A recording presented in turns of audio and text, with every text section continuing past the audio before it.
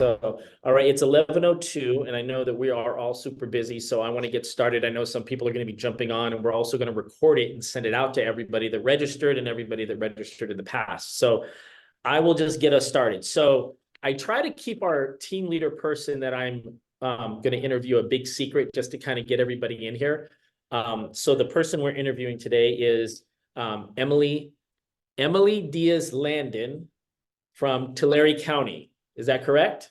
That is correct. And everyone's probably like, Tulare County, where is that? Yeah, so let's get into that. So, but first, I just want to congratulate you because you messaged me the other day that you have recruited your 800th agent. Yes. So congratulations on that. That is thank you. incredible. Incredible. Is that more than me? I don't know if that's more than me or not. I think it is. The fact that I don't know my numbers is a little embarrassing. But that's crazy. And so when I did this, you had 51 year to date through April. You recruited 10 last month. So you were 61 year to date, which is you were in top 50 before. So I'm sure you're top 50 or more in the entire company. But the stat that I think is really cool is that your net, you were top 10, number 7 specifically through April in net for the entire company. Did you know that? I did. You know me, I'm super competitive, so I know my numbers. Absolutely. So, I mean, for everybody that's listening to this, we have a rock star team leader here who has been crushing it for years. And so I just want you to start out with like telling me who you are, where you're from, how did you get to become team leader, and how did you get to where you're at today? Yeah, awesome. Well, thank you so much for having me. Truly, when you reached out, I was like, oh my gosh, I have to go after Josh. Like, he is a rock star. There's no way I can follow him. So I'm truly honored. And so thank you for that. So yeah, I started with Keller Williams 9 years ago, and I started off as an MCA.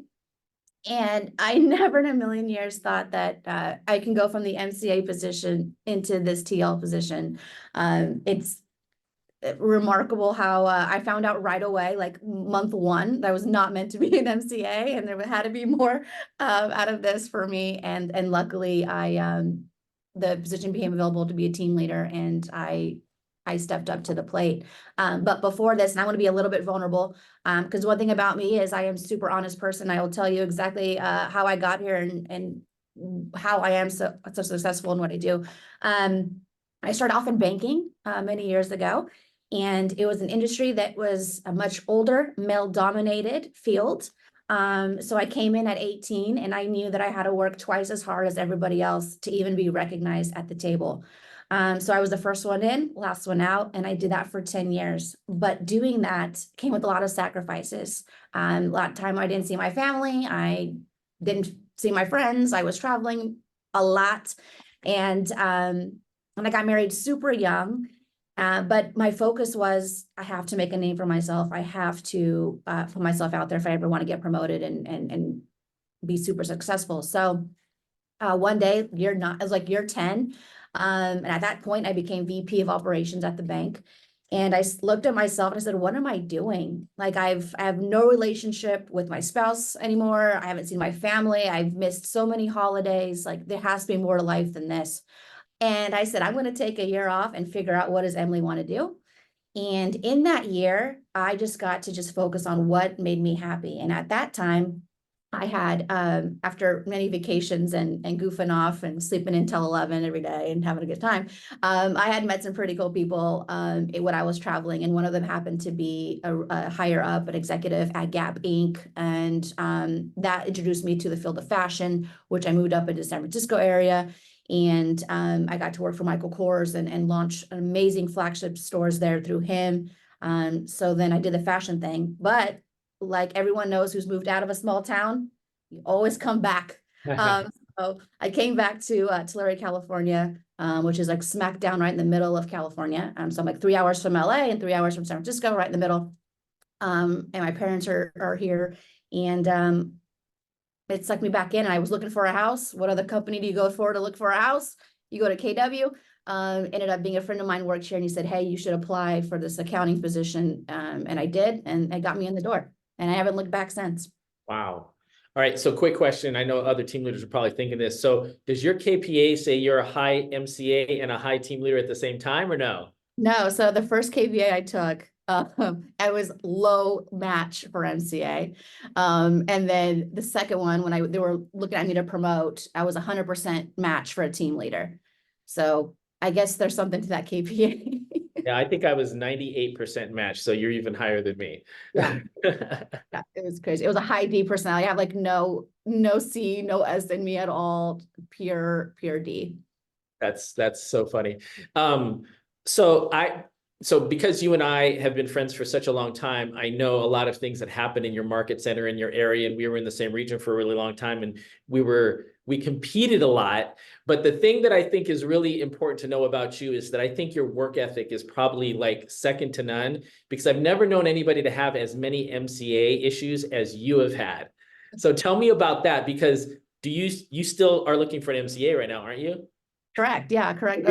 You're doing both roles, Along with front desk and agent services and anything other marketing, what all of them together, I'm doing them. Yeah.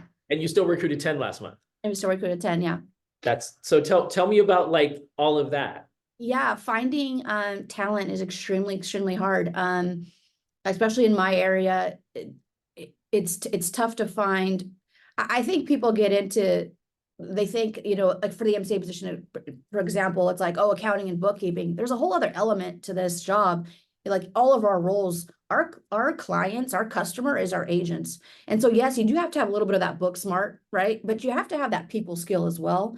And I think people have a really hard time managing the stress of the everyday operations and then flipping it to say, hey, these are my customers. I have to be able to manage both. So I've struggled a little bit finding that perfect person.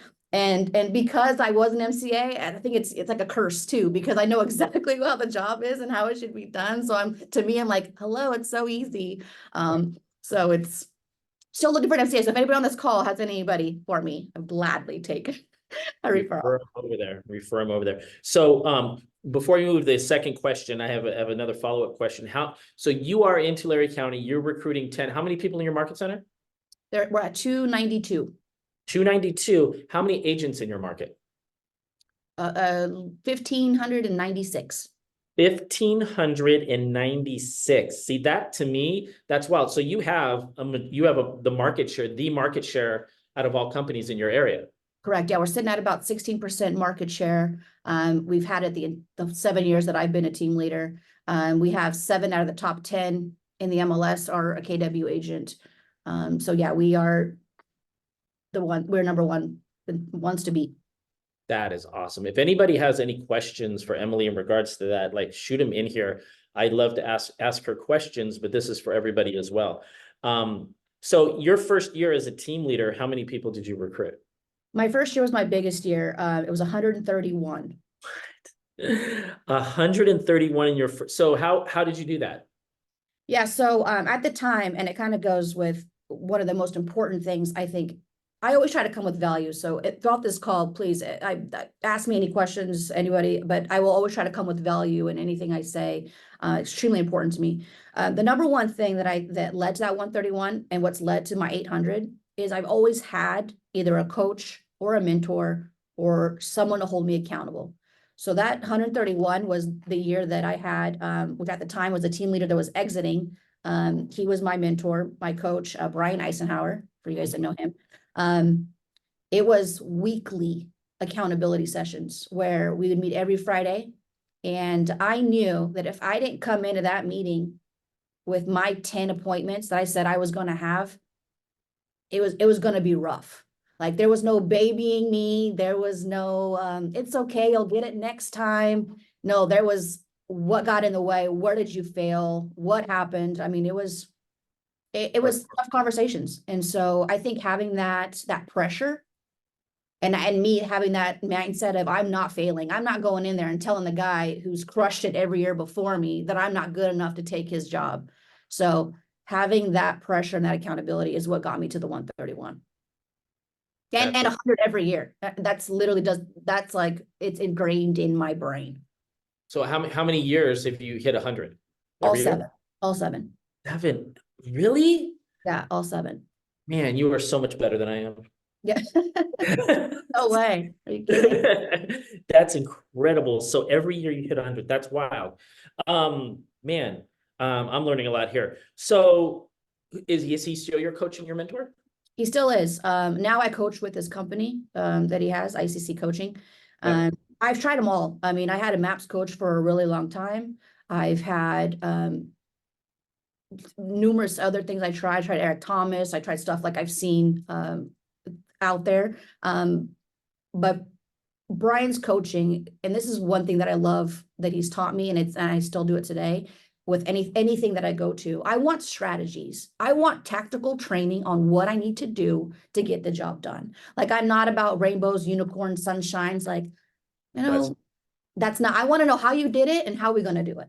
So exactly true. Yeah. with Brian, it's always been that way, and so I love that. And it's still, I don't know, it is like a mind thing, right? Like, you got to get your mindset. It has to be positive and all that. But at the end of the day, you could be the positive person in the world. It don't matter. Like, I perform, right? And so that's the coaching that he's provided for me that I like to now, which I've come to find out, which I didn't even know. Baldwin, who is my partner in crime in our group here, in our ownership group, he's helped me see that coaching is a little bit of it's a passion that now I have inside of me that I want to give out to others. So I will say having a coach is the number one thing that's going to take you to that next level. And some people can't afford a coach, right? Like, it's like, for example, I think, I don't even know what the going rate is nowadays, but it is an expense. And right now we all need to cut our expenses, right? That's what we're told every day. $1,000, roughly $1,000. $1,000. Get yourself a partner. Like, get yourself someone else in your ownership group, or another team leader that you can connect with. And it's not, what I like about it is it's not just like you need someone to shoot ideas from. It just, sometimes you need someone to just vent, because you just need someone to say, hey, you know what? This job is tough. I got hung up on 10 times today, or this agent was so rude, and blah, blah, blah, whatever it is. Sometimes you just need an outlet. And if you can find someone, another team leader that gets it, has to be someone that gets it. Because sometimes I think some people are like, oh, I talk to my OP every day. Well, has your OP been a team leader? Do they understand the struggles you go through? And sometimes the answer to that is no. And they're not going to understand it the same way you do. So find yourself someone that you can connect with. I always say, find your table. And that's one thing I've always done, is found the people that I want sitting around my table. But the people that are not sitting around my table are not newbies. They're the people that I want to beat and I want to be better than. And then once I get there, after I listen and I've learned, then I go find a new table. And I always try to surround yourself with people that are doing it. It's hard to take advice from people that don't sit in the seat that you're sitting, or have sat in the seat that you sat. Absolutely, 100%. I totally agree with that. Like, if you're the smartest person in the room, you need to go find a different room. Right, 100%. So we have a question here. What's your main lead source? Broker metrics, and normally, or Trend Graphics, people, I don't know which company you use, they're same to me. I've used them both. If you walk into my office right now, you will see 3 copies printed out, all marked up, all around my desk. If you opened up my iPad, you'll see it. The first thing that you'll see when you open it up is the broker metrics, and it's categorized, it's sorted by unit count. That is all I do every day, all day. You just run the cold call? I'm a cold caller. I know some people have different tactics. I like to cold call. And in the beginning, they were cold calls. Not 7 years later, these are relationship calls. So I don't like to use the word cold, because now I'm in a different, right? These people, I've made relationships with these agents over the years. But the first 2 hours of the day, I am calling all day. Best script when it was cold. So I will say, here's the thing that worked really well for me, and it still works for me today. So let's just say you don't have broker metrics, or you've already gone through everybody on there and you want to just try something different, or you don't know who to call. The first thing I would tell a team leader to do is look at your current listings that you currently have. Okay, so let's say you have Frank Bernardo took a listing on 123 Main Street. He's my agent. He's that KW agent. I call Frank. I said, hey, Frank, when 123 Main Street goes pending, are you okay with me just calling that agent on the other side and just letting them know like that I'm here for them throughout your transaction with them? Frank, who loves me, is going to say, of course, Emily, like try to recruit them. Well, go for it. So as soon as that listing goes pending, my agent services director, we have a sheet, he marks it. So in the morning he comes in, he checks the MLS, anything that goes pending, he checks it off, he prints it off for me. So pendings and closed. He'll print me the sheet, I call it the call sheet, he puts it on my desk. So I call all of our listings that went pending. And I say, hey, Tracy, congratulations on going pending on 123 Main Street with Frank. I'm Emily with Keller Williams. I am CEO. One thing that I pride myself in is making sure that all our transactions are smoothless and you get to experience the VIP service that we give here. So at any point, your transaction, here's my cell phone number. You call me. If you can't get a hold of Frank, you can't get a hold of the transaction coordinator, any issues, here's my number personally, call me, I'll take care of it. And then in a few weeks, I'm going to call you back just to see how it went. Fast forward, I calendar that in my calendar, call them back in 2 weeks, sometimes 3 weeks, depending on how my escrow is. In 3 weeks, I call him, I says, Tracy, how's it going? Everything's going great. I was just talking to Frank and he said that your contracts are phenomenal. Like he's never seen such a clean offer. He said he even gave him a hard time on negotiating, whatever it is. I think that's great. And I love it when someone can go head to head with Frank like that. I always try to add humor into any of my script. Would you mind, I would love just to have a cup of coffee with you and see how you did that. And, or even if you would want to come in and teach a class on contracts or negotiating, I can totally get you people to attend that because it's amazing. I love how you did that. Normally that gets me an appointment right there, or it gets them to just let their guard down. And now we're best friends. And then the last one I do is when it closes, I always call the agent on the other side and I say, congratulations on the closing that you just had with Frank on 123 Main Street. He said you were absolute joy to work with. And when I asked him if you'd be a perfect fit for a KW, he said without a shadow of a doubt. And one thing that means more to me than anything else is making sure that I can grow and develop Frank and give him the best people to surround himself with. Like I committed myself to that. So would you mind just having a cup of coffee with me? So I can tell Frank that, you know, I'm here for him and show him that I'm committed to improving our relationship together. And 99% of the time I will get an appointment out of the 3-point system. Wow.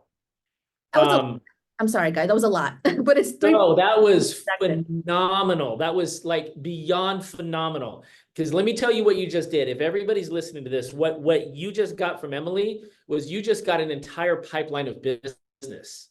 Because all you have to do now is go to your office on all the pendings that you have, all the listings that you have, and you just have to start doing what she just told you to do. Like literally anybody can do that. You don't have to have any type of skill or any type of talent to do anything like that. And you just got an entire pipeline of business. So if your office is doing, like, even if your office is doing 50 deals a month, you have 50 people that you can call right now to have a conversation. I can guarantee you that some of those deals are going to be the same agent. And you just gave a master class in like creating relationships and literally starting from scratch to like blowing up your business. And if you just, with how many, and so this is the really cool thing is you have a really small agent count in your area, but your transaction count is really high. So like how many transactions does your office do on a monthly basis? Right now with the market the way that it is, we're doing about 110 to 130 a month. That's wild. Yeah. Mine's doing 40, you know, max, you know, but that's phenomenal. That like we could shut down this right now and that's like gold. That's amazing. I didn't even know a lot of that. Because a lot of people, they just don't know who to call. Or if they, I don't like to call random strangers either, but if I can come to them with something, especially their transaction, I mean, come on, it's like a no-brainer. Yeah. And then if there is a problem or if there is something like there's no weirdness about connecting and you already have a borderline, like a baseline for a relationship.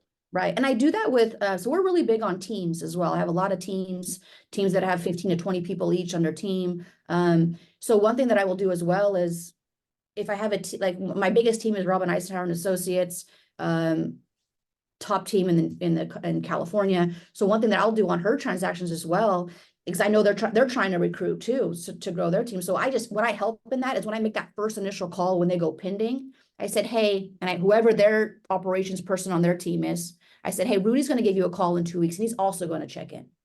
And so just to let you know, when you get a phone call from Rudy, please be honest with him and let us know how we're doing. So that kind of gives Rudy a warm lead. So now when Rudy's calling, it's not cold either. So I help kind of I facilitate for the teams as well. That's incredible. I mean, and that's something else everybody could do, because we all have teams at some level in our office.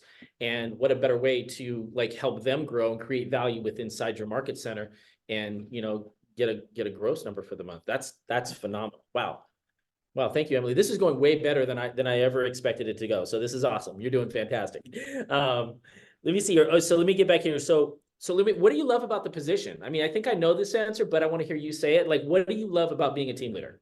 Yeah, it's changed a lot throughout the years. In the beginning, it was recruit the most. It was be number one. It was show everybody else that this little town in the middle of nowhere could compete with the guys in LA. And get your name out there. That was the beginning. Over time, my favorite part is getting to sit front row and watching people's lives change. And when you use that line, like I love sitting front row and watching your life about the change, the people on the other side that hear that, they're like, wow, we're about to go on a journey together. So so I love saying that in recruiting appointments, FYI, but that is probably my favorite job. My favorite part is literally watching someone's life change, and especially a newbie who just closed their first transaction. Oh my gosh, like that to me, that hits home. I love that. Hold on, watching your life change. I'm going to steal that. Life change. I'm telling you see it in their eyes, like you see this light kind of go off when you say, I love sitting front row and watching your life change, and it just connects. That's awesome. I mean, that's the thing that I like to do too, because I've helped people become rookie of the year or whatever. And that's actually something I can add to that conversation when I have people, because, that just shows it's not about you, it's about them. Right. Yeah, that's amazing. So let me just give you what's the hardest thing for you in your position? Besides doing the MCA job as well. Yeah. Man, learning that you can't want it more than they do. And that goes for staff, that goes for recruits, that goes for everybody. Like my wife tells me that. She's like, you can't want it more than them. I'm like, I know.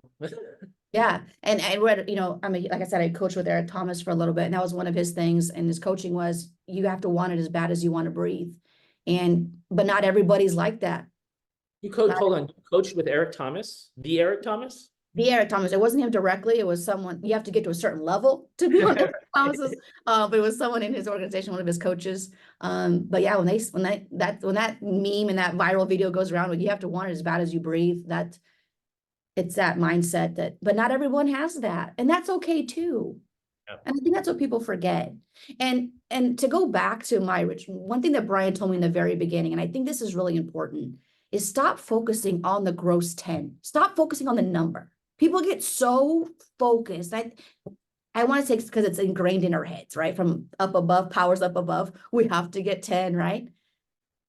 If you get that out of your head and just focus on appointments. Like when I was meeting with Brian, we didn't talk about any of my gross. The whole entire meeting was appointments and how many did you go on?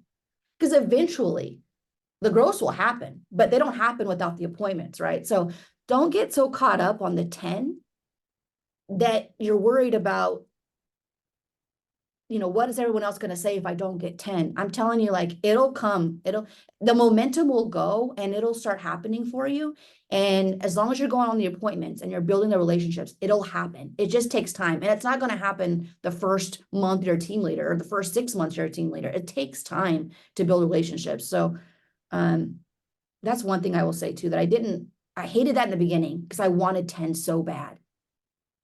And it's just, don't do that to yourself. That's actually really, really good advice. That's good advice because it's very similar in real estate sales. Right. So, well, hold on a second. Like, you're not a licensed agent either, though. No. So you got in the position not really knowing all the fundamentals about real estate, and then being able to basically convert and recruit at a super high level. Without, do you ever have a problem with that? I did in the beginning. I was really insecure about it. So until Brian told me one time, he said, Emily, when you sit across the table from someone like that, just know that you probably make more money than they do. And I was like, what do you mean I make more money than they do? And I was like, they're like, first off, they don't even know their numbers. They don't even know how much money they're netting. Like, that's how horrible real estate agents are. But go into that knowing that you make more money than they do, and you run a company. So what do they have? They have themselves. Like, so it just changing your mind says, you know what? You're right. I don't need to sell real estate to do this. And I always tell people all the time when they try to give me, oh, you never sold anything. Well, yeah, but I've recruited, 100 agents a year. Don't you think a recruiting appointment, try to get someone to change their entire life and is a little bit harder than selling a house? And so I just joke around with them, and I kind of like get them to let that guard down, because that's how my insecurity, I just go to humor. But yeah, it's tough, but now I don't care. And I think you build your resume, right? You build that and you show them, and you don't let people tell your story. You tell your own story. That's really important. That's really important. There's so much good stuff coming out of this. So let me give you let's say that I take you and I say, listen, you can't work in Tulare County anymore. And I take you to like Washington or Oklahoma or someplace, and I just drop you in there and I go, do 10 now. What would you do? I'm definitely doing the 3-point system for sure, 100%, right off the bat. Second, I'm going to recruit through my agents. So who is in the office that I need? Who are your influencers? And I'm not talking about like, who's on social media the most. I want to know is who in the area is, if I was to go down to Remax or C21 or whatever, who would they know in my office? That person, whoever those people are now my best friends. And then I'm going to do a little bit of homework. I'm going to pull broker metrics, and I'm going to see who is not with my office that I need to know. Who are the top, who's doing the most stuff. And then this is probably my superpower, is I'm very strategic on what I say, what I do, what I post, who I hang out with, everything. I'm strategic. So for example, if you're in Oklahoma and you're a top producer there, and I'm going to go on social media and learn everything I can about you. I'm doing my homework on everybody. Social media is quick. It's going to take what, 5 minutes to go through your stuff. If I see that you're into fitness, if I see that you're into, you love Dutch, Starbucks, whatever, what are your likes? What are you into? What do you post a lot about? And then I'm going to find my way into just magically, let's say which I've done this hundreds of times. This is when I talk about strategy. And when you get to like top producers, if it's a top producer and I know that they go to Lifestyles, we have a gym right here. It's called Lifestyles. If I know that they go to Lifestyles gym, guess what? Tomorrow, I'm now a member of Lifestyles gym. And I'm going to happen to go to Lifestyles at the same exact time you go to Lifestyles. It's really weird. And while we're happen to run into each other, we're going to have just a little conversation. Yeah, I've seen you around. Oh my gosh, you're Frank with Remax. Yeah, I'm Emily. I just started at KW. I can't tell you how many like subscriptions I've had to join, like people that were selling, like you name it, like makeup, whatever. Oh yeah, definitely, I'll sign up for that. I think sometimes you have to invest a little bit, right, in order to pay off in the end. And so that's always kind of been my strategy, is I always do my homework on the person I want, and then I will find my way into making them my friend. So if I'm in a new city, I want to know who's who. And I'm going to have, if they like Dutch Brothers, guess what? Tomorrow, you're going to have a Dutch Brothers coffee sent to your office with my name attached to it. So I do little things like that. I think that's a lot of value that people could actually go do that right now. Find somebody's favorite coffee or something just by going on social media, seeing what they're doing, and then just send it to their office. I mean, at the absolute worst, it's a conversation starter, right? Exactly. It's making a connection with somebody. And you actually answered my next question with how would you recruit a top agent you've never met? And you basically just answered that question. That is incredible. If anybody has any more questions, drop them in the chat.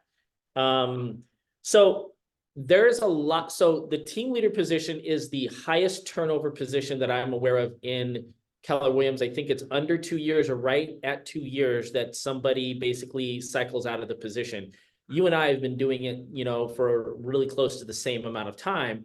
So that probably shows that we're psychopaths. But if you were to give advice to a team leader who's like on the struggle bus right now, that's this, they're having, because I know, so like my office just got flooded. It's been shut down for the entire week. We've been doing restoration and all this stuff. If you could see my office right now, there's like everything's being covered. There's paint. And so like, I had to deal with all of that outside of the recruiting aspect of it, but there's a lot of us that actually are struggling. We're not hitting our 10. We're having, internal issues with the office. People are leaving, all these things. If somebody's struggling and they have to get their recruiting numbers up like right now, like what type of advice would you give? Yeah, distractions are killers, man. They really take you off that momentum train and just kick you right off. Like I said, I'm very strategic. So in your case, an example you just said with the flooding, I'd make fun of that and I'd have a flooding event. I'd throw a party, honestly. And it's something like it could and invite people to it. Someone told me once, like, if you can't call someone to invite them to a party, like you're you're in the wrong field. Like everyone wants to be invited to a party. So I would do that. If you're struggling, do an event, talk to one of your top producers and say, hey, would you mind doing a training so I can call my recruits to it? Like ask for help, right? And do a training, do a party, do something silly. It doesn't have, there's no wrong thing. Just do something. And I will say first though, if you are struggling, get yourself a coach. If you can't afford a coach, find yourself a partner. And Yeah. someone that's a team leader that's doing the same thing you're doing, that you can talk to every day to hold you accountable. And then, Josh talked a lot about mindset. In the famous words of Deion Sanders, if you look good, you feel good, you play good, that's really truly a thing. And if you're a female, put on the heels, put on and get out there and do it. If you're a male, Baldwin always talk about, he always wears Jordans, put on the shoes and get out there. You feel good, it changes your mindset and it attracts people to you. So that would be my second thing.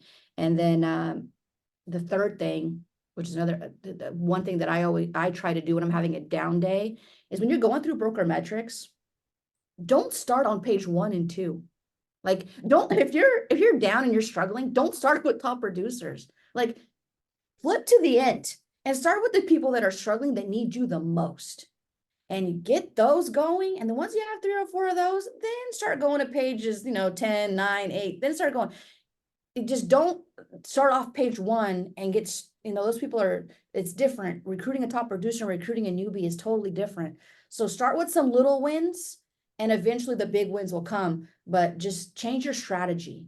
Don't give up, just change how you're looking at it. That's incredible. So let me tell you something I just got out of that, is that instead of saying a training class or an investor seminar or a webinar or whatever, I'm not going to have any classes anymore. I'm going to just have parties. So I'm going to say, we're having an investor party. And Yeah. I'm going to invite an investor to come teach a class. It's going to be teaching a class, but it's going to be a party. So Just I'm food. Yeah. If there's food, they'll be there. I learned that lesson too. If you feed them, they'll come. Brilliant. And I think you've said this twice about the coach. And I think it's very interesting because I see people stop coaching because it costs money and they're not getting a benefit out of it.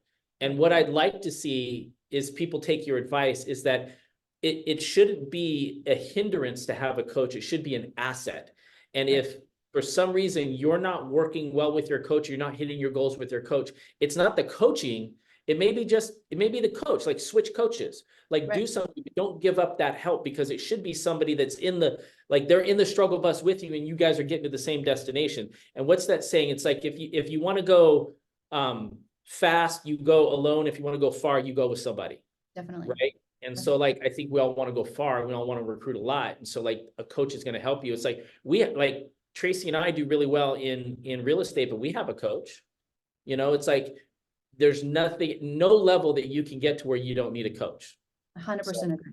100% I agree. think that is brilliant stuff. The strategic part, I think, if anybody's listened to the Millionaire Real Estate Agent podcast, the one that Jason just did, he was interviewing a top agent from England, and he said, what separates you from everybody else within your area there, because of the way that's structured out there, it's a little different. He said, is strategy.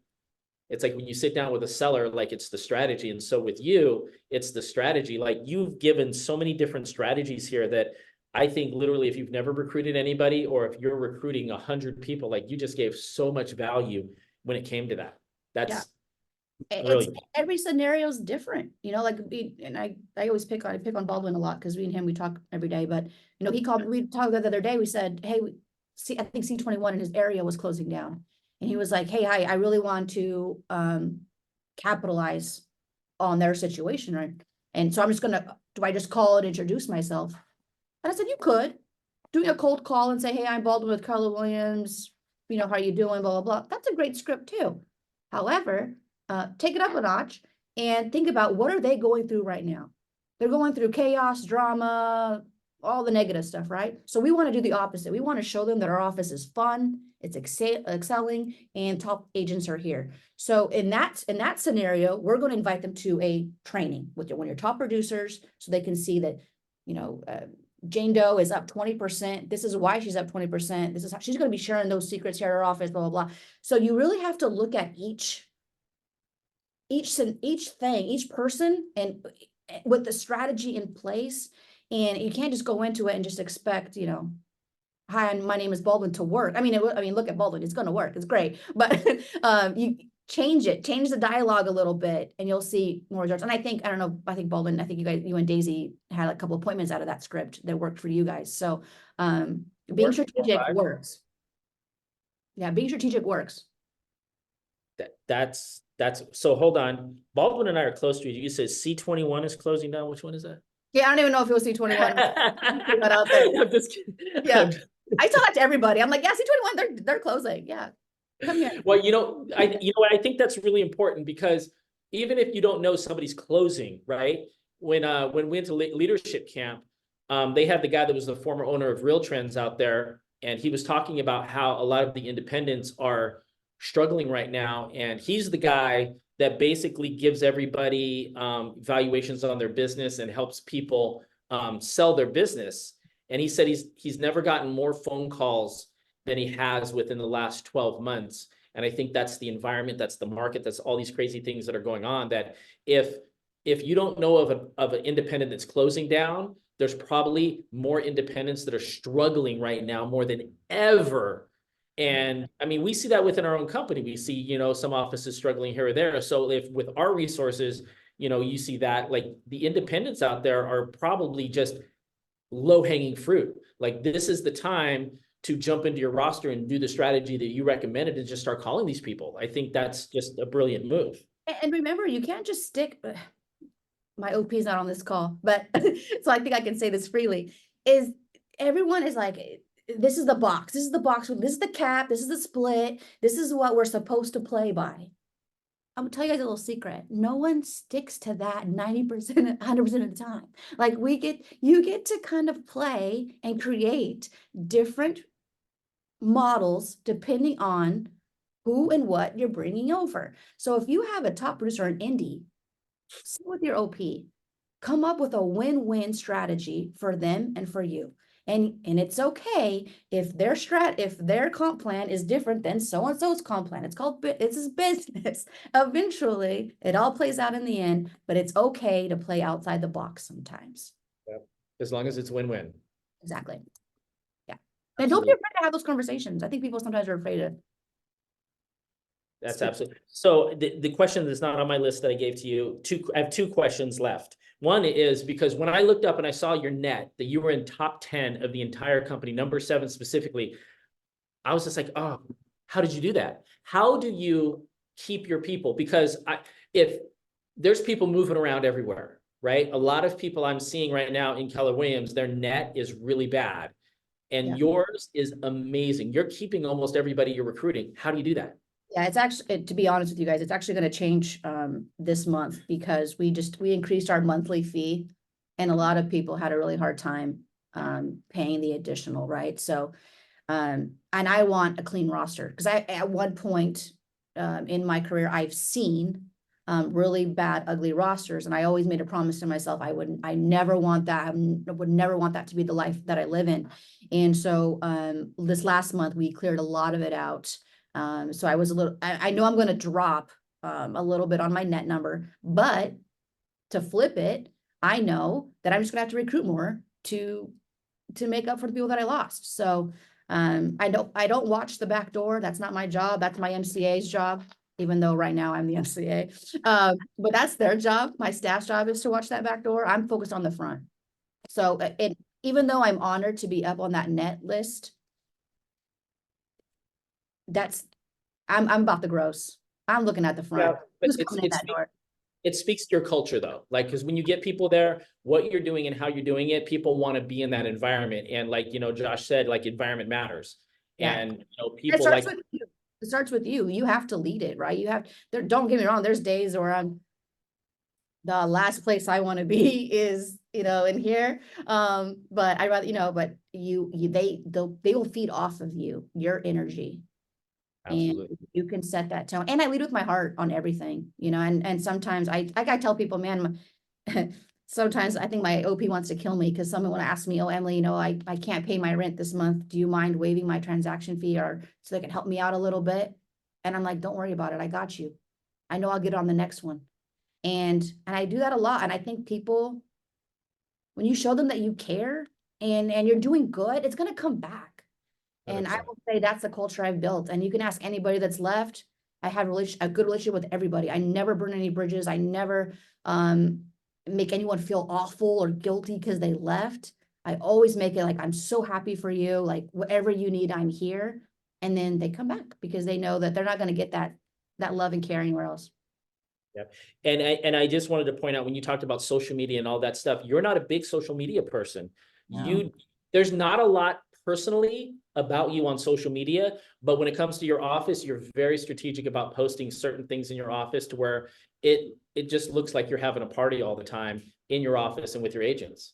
Yeah, I am very private with my life, and I think it comes from this whole small town mentality where like everyone knows everybody, everyone knows everything about everyone, and so to me, when everyone's like put yourself out on social media, I'm like, that scares me. I like PTSD from that stuff. But I know that's not the right thing. I know that's my biggest weakness is that I'm not relatable on social media enough. Like you have to get to know me. Like, you know what I mean? Like you have to come find me to get to know me, to get to know the real Emily. And in our position, that doesn't work all the time. And I know that I have to do a better job with that, of showing people that I'm a real human. I'm not stuck up, like you can talk to me. Like I have to make myself more real. And so I need to do a better job of that. But our company has we have Instagram, Facebook, all that stuff, TikTok. And so even though I'm not sharing my kids or my husband or anything else on that, I can post about the agents and I can post about the market and I can post about all the successes we're having as a company. So that I will say, if that's my weakness, it's definitely social media, but it's the future and I know that, and I have to do a better job of that. That's awesome. That's awesome. So this has been amazing. I have one last final question. It's very self-serving. I'm working on something, but I just wanted, if someone were able to put together a system for you to get like between 50 and 100 recruiting leads a month consistently, is that something you would be interested in? Sign me up right now. Okay. So I'll connect with you after we get off and I'll tell you a little bit more about it. But I don't have anything else. I'll be honest with you. I picked Josh to be the first one because of his numbers and because of everything. But to be honest with you, you just blew him out of the water. Like this is, I don't know if anybody's going to be able to beat this one because of all the little golden nuggets that you dropped. There's nobody that will be able to listen to this and not get value out of it. This was amazing. I am super thankful and grateful that you agreed to do this. And I put my number and my email in the chat if anybody wants it to connect with me. I will send out a recording for this. And I'm just grateful for our friendship. And thank you so much for doing this. Is there anything else you want to add? You want to tell anybody what you're doing, or? Just please reach out to me. I mean, I love what I do and I love the people that I work with. This is not just the Emily Show. There's I wish I could have brought everybody on this call to show you guys everybody, as I short staff, but you know what I mean? Everyone that's kind of made this journey come to play for me. And I get it. And it's tough. And I've been there. There's so many highs and lows. I'm here if anyone needs any help with anything. I have a lot more nuggets. I actually I journal a lot and I document a lot. So my 7 years of this, I have a lot of things that have worked and most importantly, things that didn't work that I don't want to ever do again. I have it all documented. So if anybody ever wants any of that stuff, please reach out. This thing is next to me 24/7. So please reach out if you guys ever need any help with anything. I smell a book deal in there somewhere, but that. I always say the day that I leave, if they ever pick up these journals, they're going to be up for for a good time. Thank you so much, Emily. I truly appreciate our friendship. This was awesome. And if you ever need anything, I'm always here for you. Thank you so much. I appreciate it. You have a great day. Talk to you later.